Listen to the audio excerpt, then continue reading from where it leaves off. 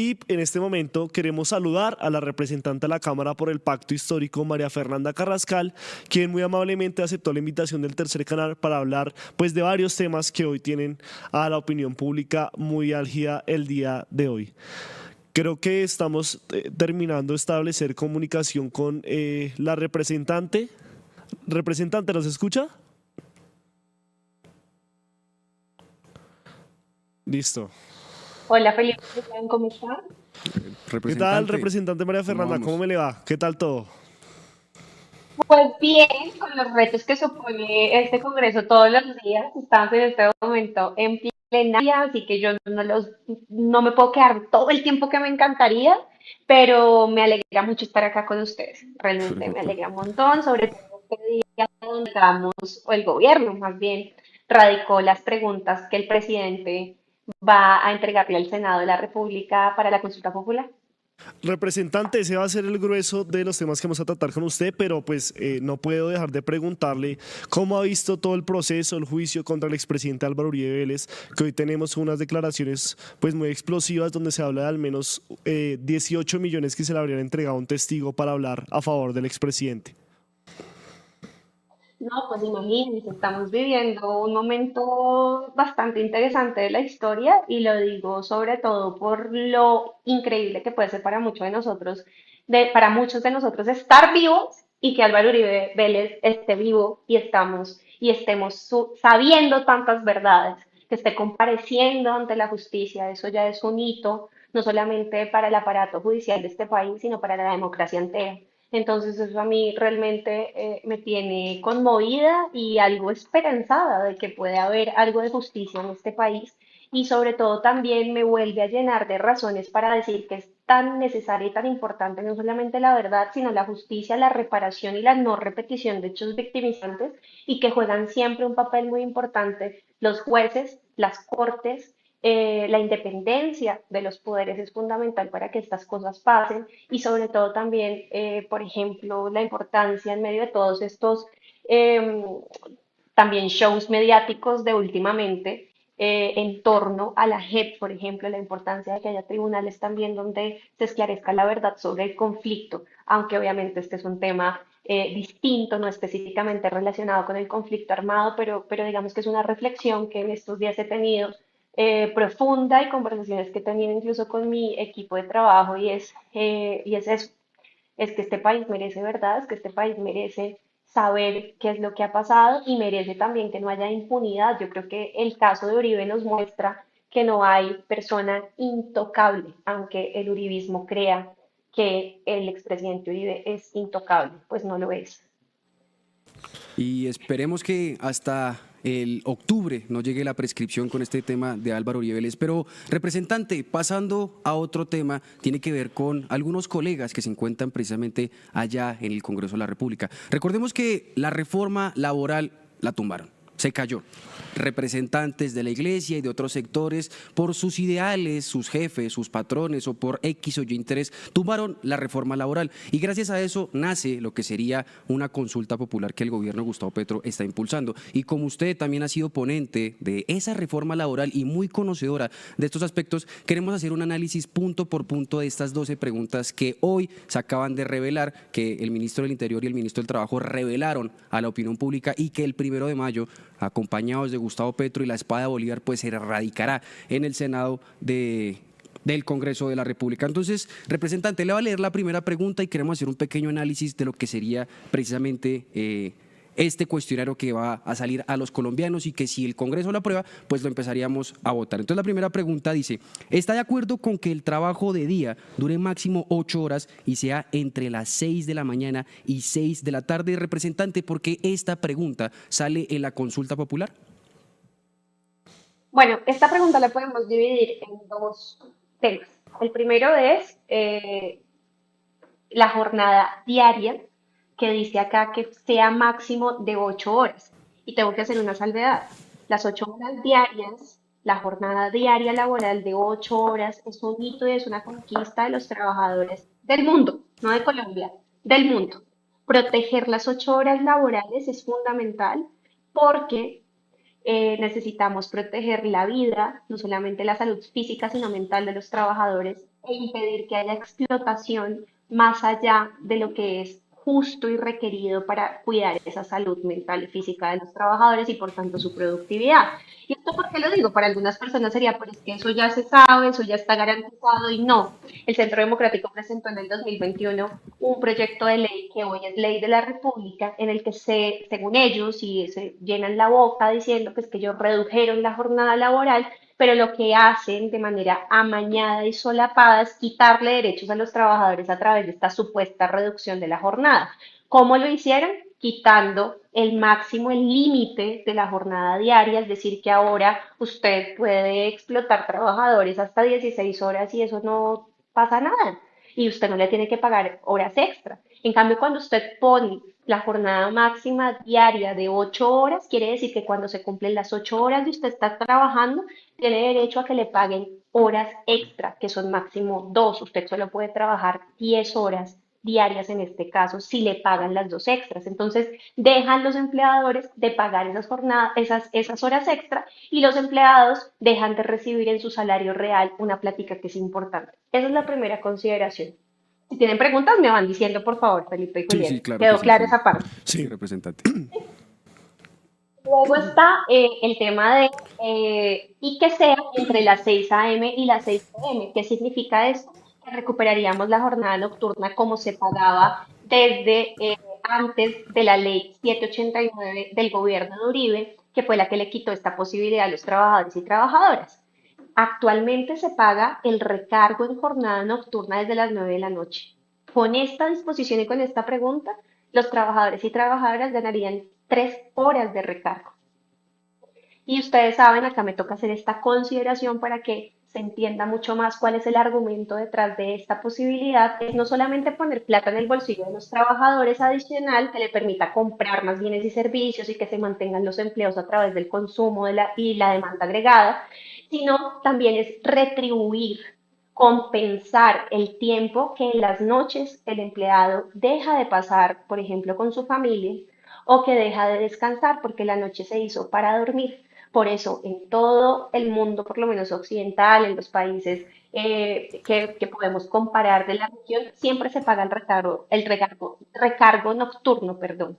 Lo que pasa es que este es un país tropical y acá anochece a las 6 de la tarde. Por eso es que nosotros defendemos la idea de que a partir de esa hora se le pague el debido recargo a las personas trabajadoras. Esa es la primera pregunta. Representante, la segunda dice, ¿está de acuerdo con que se pague con un recargo del 100% el trabajo en día de descanso dominical o festivo? ¿Esto no era así o qué cambia con esta pregunta? Primero sí, estoy de acuerdo. Así voy a votar en la consulta popular. Estoy de acuerdo porque sí es verdad, hoy se paga el recargo en el día del festivo dominical o en el día de descanso, que puede ser cualquier día de la semana que se acuerda entre el empleador y el empleado. Lo que cambiaría es el monto del recargo. Antes del 2002 se pagaba al 100%, después del 2002 de Álvaro Uribe Vélez con su 789 precarizadora para los trabajadores, se eliminó, se redujo, no se eliminó el recargo, se redujo el recargo al 75%. Entonces, esa plática que le deja entrar a las personas que trabajan el día de descanso, con esa reducción volvería a los bolsillos de los trabajadores y de las trabajadoras. Y aquí quiero hacer una consideración y una salvedad. No se dejen meter el cuento en la cabeza de que entonces los van a echar, entonces ya nadie va a querer contratar a nadie en las noches, ahora van a cerrar los comercios a las 6 de la tarde. Eso es una mentira, es una falacia.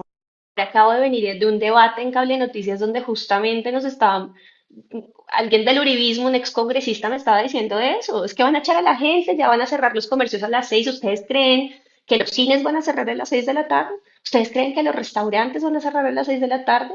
Cuando un comercio está abierto en la noche es porque vende en la noche. Y si vende en la noche, tiene que contratar empleados para poder suplir ese servicio. Entonces, en la medida que haya más gente consumiendo, entrando a los centros comerciales, entrando a los comercios chicos, medianos, grandes, que esté comprando bienes y servicios, que tenga plata para comprar, pues se van a mantener esos empleos y van a seguir produciendo más bienes y servicios. ¿cierto? Si yo hago 10 empanadas y vendo las 10, pues tengo que producir más empanadas, ¿cierto? Pero si no estoy vendiendo ninguna, pues ¿para qué voy a producir o para qué voy a pagarle a la señora o al señor que me ayuda a preparar y que trabaja conmigo preparando las empanadas? Entonces, hay que apelar al sentido común y no hay que dejarse enredar por el uribismo que nos ha quitado derechos y que no nos quiere reconocer más. Están enredándonos, diciéndonos, además jugando con la comida de la gente, con el miedo de la gente, que es que lo van a echar y que ya no lo van a contratar. Si a usted, señor o señora trabajadora,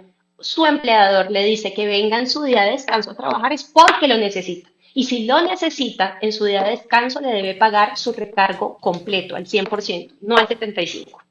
Basta ya el uribismo, basta ya realmente. Y pasando a la siguiente pregunta, a la tercera, sí, toca titular ahora sí, porque si el uribismo no quiere dignificar al trabajador, pues le toca al propio trabajador decirle al uribismo ya no más. Pero bueno, la siguiente pregunta, representante. De acuerdo. ¿Está de acuerdo con que las micro, pequeña y medianas empresas productivas, preferentemente asociativas, reciban tasas preferenciales e incentivos para sus proyectos productivos? ¿Qué significa esta pregunta, representante? Y también adiciono, ¿por qué la hicieron así tan estructuradas y las otras dos primeras son un poco más entendibles? Permiso, tercera, esa es la cuarta, ¿no? Ah, no, yo estaba en la cuarta en periodos La tercera. menstruales. Vuelvo y repito, La ¿está de tercera, acuerdo con que las micro, pequeña y sí, medianas empresas productivas, preferentemente asociativas, reciban tasas preferenciales e incentivos tasas para sus preferenciales. proyectos productivos? Sí, por supuesto. Lo que pasa es que, miren, durante el debate de la reforma laboral, que ustedes saben, como yo la coordiné desde que esto empezó en marzo del 2023, yo me he pateado, yo sé absolutamente todos los procesos que han venido llevando el debate dentro del Congreso y los sectores de los partidos más tradicionales, digamos, y más pro empresa. Estaban en un tiro y afloje diciendo necesitamos incentivos para las empresas en este país, nos tienen quebrados, en este país las empresas no tienen posibilidades, como si no hubieran todos los programas y nosotros les enumerábamos, miren, aquí hay todos estos programas, subsidios a la nómina, hay incentivos de cualquier cantidad, que hay muchos que no los conocen, pero existen. Entonces, a pesar de que el gobierno ya había tomado en cuenta algunas de esas consideraciones y las había incluido, hasta el final se incluyeron más dentro de la reforma. Entonces, lo hemos incluido dentro de la consulta porque vemos esa necesidad y esa premura de que se entienda, aunque está acá, que los costos laborales, ¿sí? Los salariales de los trabajadores no son digamos, los salarios de los trabajadores, voy a recapitular, no son costos para los empresarios y las empresarias, ¿sí? Los salarios que deben ser justos y ajustados a las necesidades de retribución por la mano de obra que presta el trabajador, que es quien crea la riqueza, ¿sí? Es una retribución por el trabajo realizado.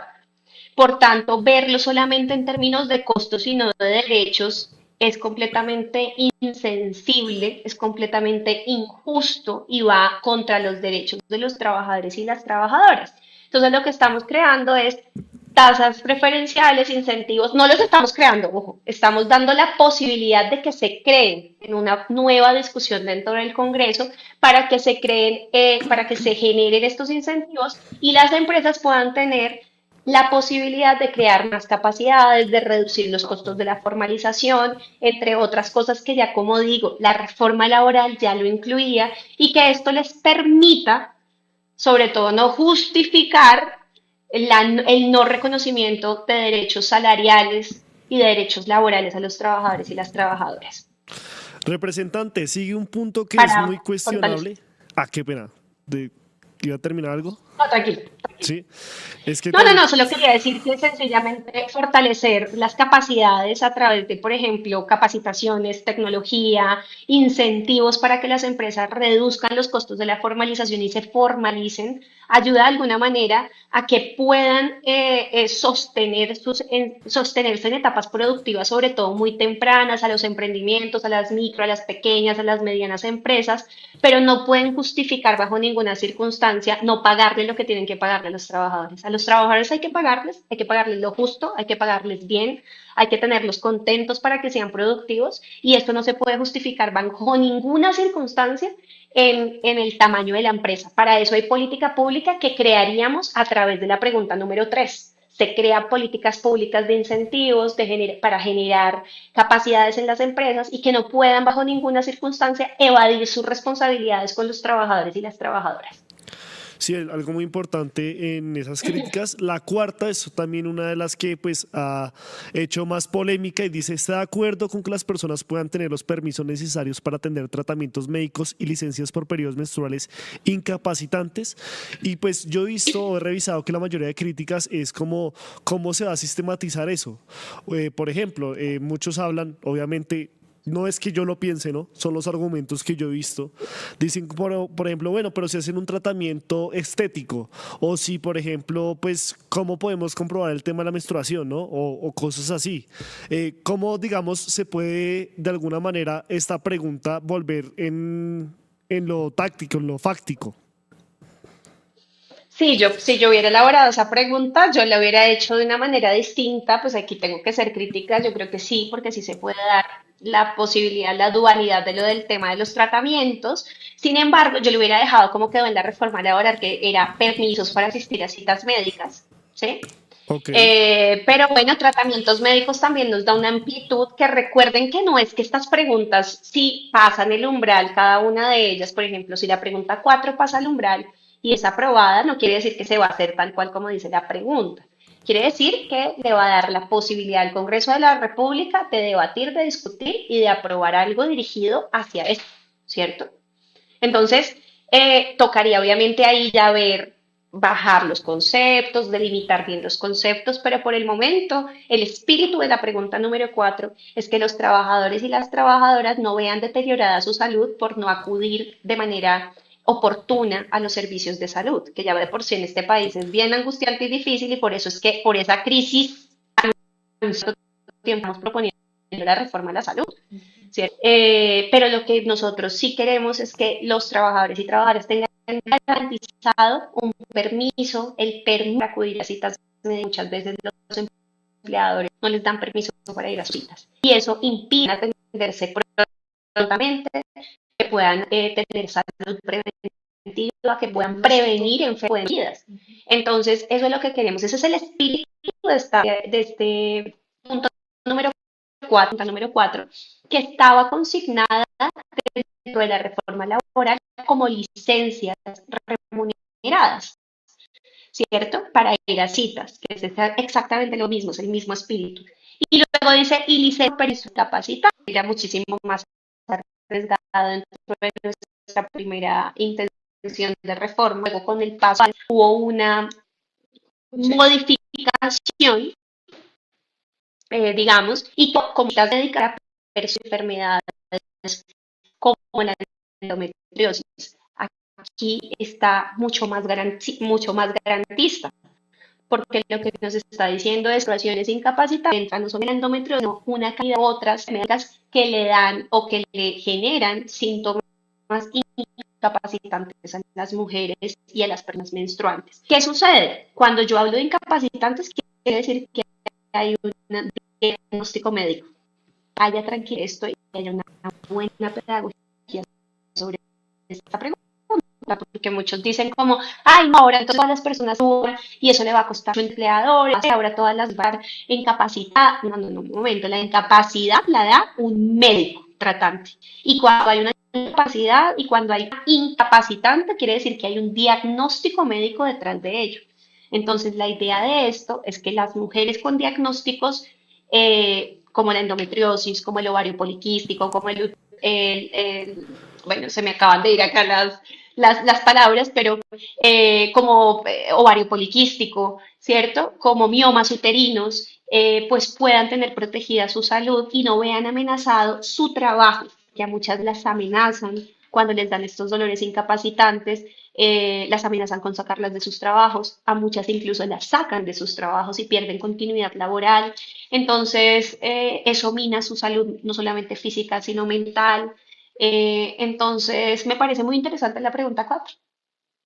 Bastante interesante y lo que yo alcanzo a recordar con este aspecto es toda esa situación que pasó con esta empresa de las sardinas y toda esa situación de que algunas Bacams. Bacams, exactamente, esa situación triste donde las trabajadoras también denunciaron que la situación laboral y también pues su tema de salud estaba viéndose afectada por las políticas empresariales que estaban teniendo, sí, algo bastante lamentable. Pero, representante, pasemos a la siguiente pregunta que también ha causado bastante polémica y tiene que ver con las personas que aquí en el texto dicen son discapacitadas que entrarían a trabajar en unas empresas que tengan al menos 100 trabajadores. O sea, 2 personas entrarían a trabajar discapacitadas por cada 100 trabajadores. ¿Por qué nace también esta pregunta y si usted la considera viable en el tema empresarial? Bueno, las personas con discapacidad son altamente discriminadas en el mundo del trabajo y eso, digamos, creo que no es un secreto para nadie. Muchas de estas personas con discapacidad, que además están al cuidado muchas veces de otras personas, pues si ellos no tienen ingresos, las personas que las cuidan a veces tampoco. Por eso también salud mental es algo muy importante, justamente proteger y darle prevalencia en el trabajo dentro del sector de la salud a las personas cuidadoras de personas con discapacidad, pero bueno, eso es una nota al margen. Entonces, necesitamos proteger a esta población altamente discriminada en el mundo del trabajo, darles, ofrecerles posibilidades de trabajo, porque muchachos, no hay nada más importante para una persona que es tener autonomía económica para poder realizarse, para poder valerse por sí misma, para poder a través del trabajo garantizarse y una pensión en la vejez. Esto no solamente es un tema de justicia, de sensibilidad, de derechos, es un tema también hasta de lógica y es un gana-gana en la sociedad, porque nosotros necesitamos cada vez que haya más gente contribuyendo al sistema, que haya más gente que sostenga el sistema de salud, que sostenga el sistema pensional, porque además es un sistema, como en cualquier sistema pensional del mundo, basado en la solidaridad, donde yo estoy cotizando y estoy dándole las pensiones a unos viejos y yo más adelante voy a ser vieja y también voy a necesitar esa pensión. Entonces es un sistema contributivo y solidario, no solamente en materia de pensiones, sino yo veo así todo lo que es social. ¿Sí? Hoy doy un poco más, tengo la posibilidad de dar un poco más porque tengo más privilegios, mejores salarios, pero más adelante yo seré quien pueda ser sobre todo que esté más justa, más equitativa y por tanto más segura, ¿no? Más segura para todos y para todas. Entonces creo que es un gana-gana para toda la sociedad cuando tenemos estas posibilidades de que las personas con discapacidad también tengan un acceso digno, a trabajo decente, a trabajo justo, bien remunerado. Y pues vea, no es una condición ni una obligación para todas las empresas, porque ahora nos van a decir, ¿y qué micro, las pequeñas? No, es cada 100 empleados. Cuando hablamos de 100 empleados, es un tamaño importante de empresa. Y ahí esas empresas tienen una responsabilidad social y tienen que contribuir a la sociedad empleando a estas personas que son altamente discriminadas, como lo dije desde el principio. Representante, hay unas más polémicas que otras. Por ejemplo, la sexta está de acuerdo con que los jóvenes aprendices del SENA y instituciones similares tengan un contrato laboral, y la séptima está de acuerdo que las personas trabajadoras en plataformas de reparto acuerden su tipo de contrato y se les garantice el pago de seguridad social. La sexta pues es un poco, pues yo creo que la mayoría de la población está de acuerdo porque muchos acceden al SENA y demás. Por ejemplo, los estudiantes también han sido de los principales seguidores de este debate, pero la séptima se habla mucho, por ejemplo, de este tema de Rappi, de todos estos personajes, incluso la mayoría de ellos extranjeros. ¿Cómo ve estas dos preguntas, la sexta y la séptima? Bueno, empecemos por la última, la de las plataformas de reparto. Y sí, es verdad, es un sector altamente masculinizado, mucho más masculinizado que otros sectores, por ejemplo, del trabajo doméstico, que es feminizado. Este es altamente feminizado, son hombres jóvenes, hombres cabeza de hogar, pero además sí, una buena parte más bien son personas migrantes y las personas migrantes, al igual que las personas, los ciudadanos, nuestros conciudadanos, pues son seres humanos, tienen derechos humanos y los derechos laborales son derechos humanos. Y nosotros como Colombia, que hemos hecho parte de nuestro bloque de constitucionalidad muchos convenios internacionales, hemos aceptado también cumplir con unos acuerdos, unos consensos internacionales. La comunidad internacional ha acordado proteger a las migrantes y a los migrantes. Eso es lo primero. Lo segundo, que es también muy importante, es que estas personas trabajadoras están bajo unas condiciones laborales que no han sido reconocidas porque esta actividad es bastante nueva. Yo creo que tendrá 15 años, 10 años. Es una de estas nuevas modalidades de trabajo en donde estas plataformas y los dueños de las plataformas se han llenado los bolsillos, se han vuelto millonarios, multimillonarios, diría yo, con plata ajena, con plata de otros, digamos, inversores externos, pero precarizando trabajadores en nuestro territorio, ya sean migrantes o ya sean colombianos, pero pues como digo, son seres humanos. En la medida que esas personas trabajadoras migrantes tengan condiciones diferenciadas, eh, pues los que nos vamos a ver perjudicados somos los propios colombianos, porque la mano de obra de ellos va a ser más barata en la medida que no hay regulación y los que van a sufrir entonces son los puestos de trabajo de los colombianos y de las colombianas. Entonces es un tema de justicia, de sensibilidad, de cumplir con los acuerdos y los convenios internacionales, de proteger seres humanos, de darles justicia y equidad, pero también de proteger la mano de obra colombiana teniendo las mismas condiciones y las mismas, digamos, disposiciones y obligaciones legales. Y viene una tercera condición importante de hablar acá, y es que sean colombianos o sean personas de otras nacionalidades quienes están trabajando en las plataformas, se requiere de manera urgente que sean reconocidos como trabajadores, que sean, sobre todo, que se les garantice su seguridad social, su pensión, sus riesgos profesionales. Muchos de ellos se han accidentado en estas bicicletas o en estas motos que llevan los domicilios y absolutamente nadie les responde, las empresas no responden, les bloquean la posibilidad de seguir accediendo a las aplicaciones incluso después de accidentados, con cero humanidad, cero sensibilidad y cero retribución a lo que ellos le dan también a la plataforma. Entonces, necesitamos que sean además más personas cotizando, volvemos a pensar también, pensemos no solamente en el individuo y en esa justicia, sino en el colectivo, en la sociedad, cómo nos beneficiamos de esto.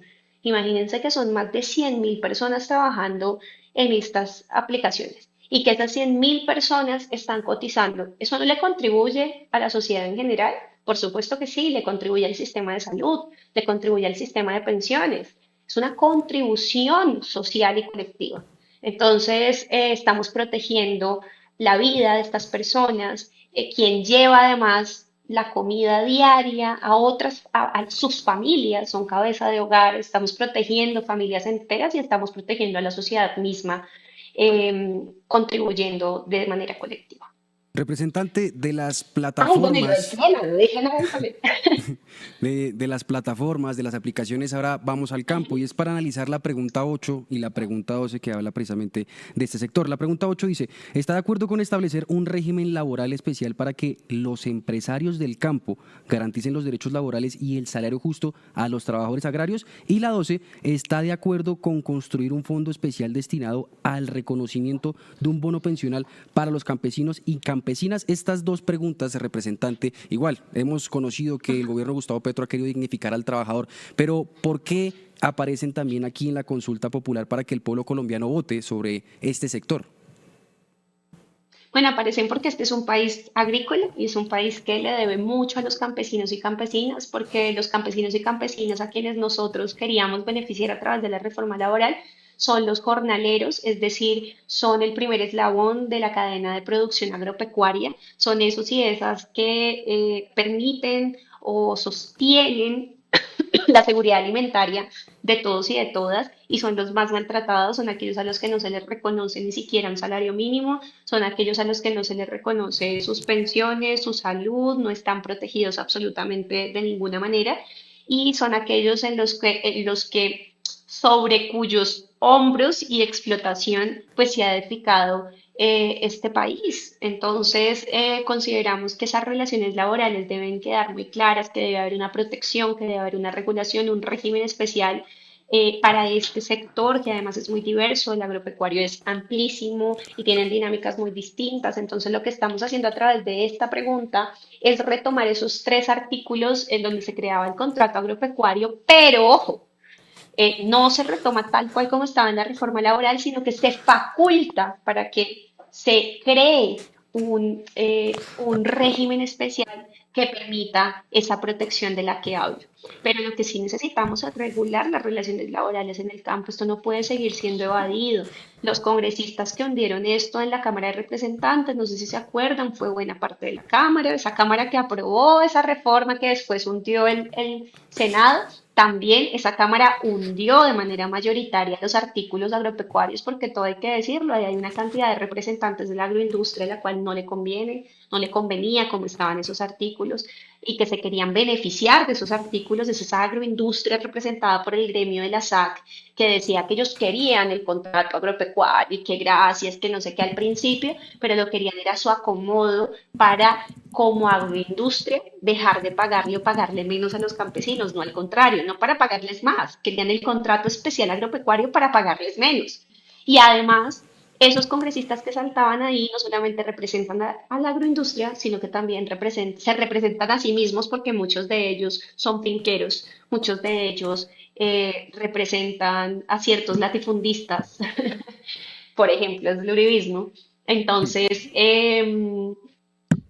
aquí necesitamos aprobar esta posibilidad para proteger a quienes merecen toda la protección, porque además este mismo Congreso que hundió esos tres artículos, ese mismo Congreso fue el que aprobó que los campesinos y campesinos sean sujetos de derechos. Entonces, consideramos que los campesinos y campesinas son sujetos de derechos, pero no les damos derechos. Ojo, ahí. Representante, la pregunta 9 y 11 me parece que están muy conectadas también porque son, yo creo que se llevan la mayoría de críticas porque la oposición y diferentes personas que están en contra de la reforma laboral han dicho que eso pues va a aumentar, que la informalidad pues suba en Colombia y que por supuesto muchas personas no tengan pues la carga económica para solventar este tipo de contratos. La novena dice, ¿está de acuerdo en eliminar la tercerización e intermediación laboral mediante contratos sindicales que violan los derechos laborales? Y la 11 dice, ¿está de acuerdo en promover la estabilidad laboral mediante contratos a término indefinido como regla general? Eso teniendo en cuenta que en Colombia pues la mayoría trabajan por contratos de prestación de servicios. Espera, me están llamando para votar. Me voy a tener que ir, pero voy a cerrar con esta pregunta. Sí, me toca correr, tengo que irme para la plenaria, pero voy a cerrar con esta pregunta y si quieren después nos volvemos a ver para, Perfecto. Claro que sí. además, pero vean, estas son de las preguntas que a mí más me gustan. La primera, la segunda, más bien empecemos por la última, la 11 sobre el contrato a término indefinido como regla, hace parte del corazón de la reforma laboral. Y es que cuando decimos que sea la regla, no quiere decir que estemos eliminando. Cuando hay una regla, quiere decir que es lo que prepondera, lo que se le dará prioridad, pero que contadas excepciones que están también en la norma, en las normas debidas, se llevarán a cabo otro tipo de contratos, como el contrato de prestación de servicios, el contrato a término fijo, los otros contratos, pero que la regla debe ser el contrato a término indefinido para que la gente tenga esa estabilidad que merece, pero además que tenga el pago de seguridad social integral y que tenga el pago de prestaciones sociales como vacaciones, primas, entre otros. Eso es lo primero. Y lo segundo que les quería decir sobre esta última pregunta que ya me toca correr es que a mí este tema de tercerización e intermediación laboral a través de contratos sindicales es uno de los que más me gusta y me interesa por una razón principal. Y es que a través de los contratos sindicales, que el nombre es un engañabobos porque no son contratos sindicales, no son empresas que se crean para tercerizar, sacar altas comisiones a través, por ejemplo, del Estado, los hospitales públicos ahorita, y razón también de la reforma a la salud y la reforma laboral era esa justamente, eliminar esos contratos sindicales porque a través de esa posibilidad tercerizan servicios, por ejemplo, la lavandería,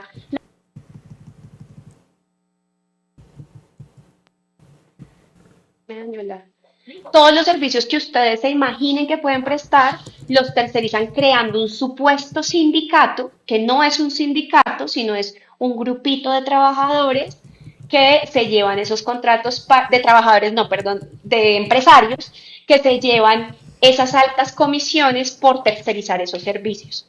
Entonces, a través de eso, no le pagan prestaciones a los trabajadores. Bueno, no sé si se alcanza a entender, pero es que tengo que irme. Discúlpenme, Felipe. Julián, No, discúlpenme. no, representante, tranquila, comprendemos, agradecerle también por disponer este tiempo y tranquila, vaya con su responsabilidad, es que por eso estamos y venimos en otra oportunidad. Diga Muchas que para gracias. eso le pagamos. Sí, exacto. Muchas gracias. Que no quería decirlo así, pero sí. Muchas gracias. Pero sí, Listo. lo digo yo, que yo también Gracias, estuve representante. desvelado también, como ciudadano Exacto, siempre. claro que Gracias. sí. Hasta Sí, luego. hasta luego. Y Chao. bueno, pues este fue el análisis de lo que serían al menos las 11 preguntas que alcanzó. Nos quedó una, ¿no? Nos quedó una, ya la vamos a pasar a leer. Entonces, pues ese fue el pequeño y gran análisis que hizo la representante de la Cámara, María Fernanda Carrascal, representante del Pacto Histórico sobre lo que sería la consulta popular. Y por último nos quedó la pregunta 10, que dice, ¿está de acuerdo que las trabajadoras domésticas, madres comunitarias, periodistas, deportistas, artistas, conductores, entre otros trabajadores informales, sean formalizados o tengan acceso a la seguridad social? Queremos leerlos a ustedes en los comentarios sobre estas 12 preguntas que se van a radicar en el Congreso de la República el 1 de mayo para ver si usted opina, si quiere dignificar al trabajador, si quiere que el campesino tenga lo que llamarían aquí también bonos pensionales, también que se garanticen sus derechos laborales, pero también no nos sirve de nada hacer este análisis de las 12 preguntas si no hablamos con la gente, si no le preguntamos a ustedes. Y por eso fuimos y salimos a las calles, apenas conocimos las 12 preguntas que se van a radicar en el Congreso de la República. Nuestra compañera Isabela Moreno Piñero salió y le preguntó a la gente qué opina de las 12 preguntas y también sobre el presidente Gustavo Petro. Escuchemos. Hoy estamos aquí en el centro de Bogotá preguntándole a la ciudadanía qué opina sobre la consulta popular. ¿Se encuentra de acuerdo con la consulta popular? La apoyo totalmente, es, mejor dicho, súper espectacular porque son muchos años de corrupción por parte de la derecha. Claro. No estoy a favor de que se haga una consulta popular. No, todavía no. Pues yo creo que sí, que hay que hacer la consulta. Sí. Sí, también. No. Porque considero que las decisiones que atañen al pueblo las deben tomar el pueblo. Pues porque considero que como está la situación financiera del país, en temas de presupuesto no es coherente ni viable. Cuando hay tantos problemas adicionales, gastar dinero en una consulta popular, considero que se debería hacer, pues tramitar por el Congreso y pues llegar más bien a un diálogo para que le cueste mucho menos dinero al país. Por las nuevas leyes que, o sea, le favorecen mucho a lo que es el campesino. Esa consulta sí hay que hacerla. Hay muchas cosas que todavía le faltan. Creo que preguntarle al conjunto de la sociedad sobre si los trabajadores o no deberían tener derechos que ya han ganado en el pasado es un mecanismo adecuado para llevar a cabo la reforma laboral. Porque creo que es un beneficio como para ellos como para nosotros también. Pues porque digamos que ya ha sido estudiada la reforma a fondo y pues ya digamos que obligar a que la tengan que aprobar, pues en eso sí no estaría de acuerdo.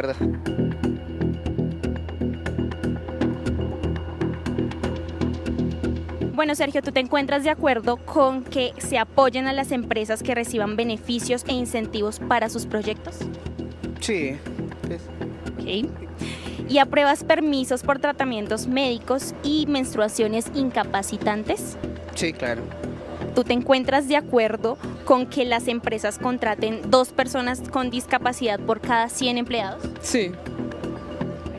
¿Y apoyas que los aprendices del SENA tengan contrato laboral? Sí. ¿Estás de acuerdo con pagar el doble por trabajar domingos y festivos? Sí, estoy de acuerdo con que el Estado lo pague. ¿Te encuentras de acuerdo con que el contrato indefinido sea la forma general? La verdad no estoy de acuerdo con el tema de los contratos indefinidos. Creo que pues sería mucho mejor o más eficiente para el trabajador pues si se establece correctamente los periodos que van a durar, pues sean los servicios, en general el trabajo. O sea. De acuerdo. ¿Y apoyas un fondo para dar un bono pensional a campesinos? Sí lo apoyo, sin embargo pues creo que se debería definir más bien de dónde viene todo ese dinero. ¿Usted se encuentra de acuerdo con que se limite la jornada de día de 8 horas entre 6 de la mañana y 6 de la tarde? Sí, señora, estoy de acuerdo. ¿Tú te encuentras de acuerdo con que los repartidores elijan su contrato y tengan seguridad social? Sí, estoy de acuerdo. ¿Estás de acuerdo con que se apoye un régimen especial que garantice derechos y salario justo a trabajadores del campo? Sí, sí. ¿Apoya la formalización de seguridad social para trabajadores informales como domésticas y artísticas? Desde luego que sí, señorita. ¿Y está de acuerdo con eliminar la tercerización laboral que viola los derechos? Desde luego también, desde luego.